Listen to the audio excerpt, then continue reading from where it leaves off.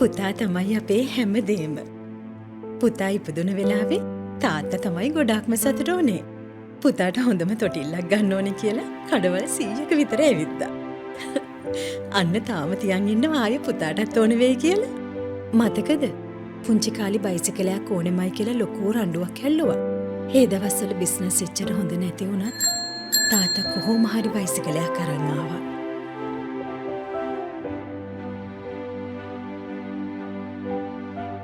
ඒ level ඉවර වෙද්දිම තමයි පුතාට ගෙයක් අරන් දෙන්න ඕනේ කිව්වේ. කැම්පස් යවන්න, වෙඩින් ගන්න සල්ලි ඉතුරු කරගන්න ඕනේ කියලා මං කියද්දී පොඩ ගෙවන් යන්න පුළුවන් කියලානේ ওই ගෙදර ගත්තේ.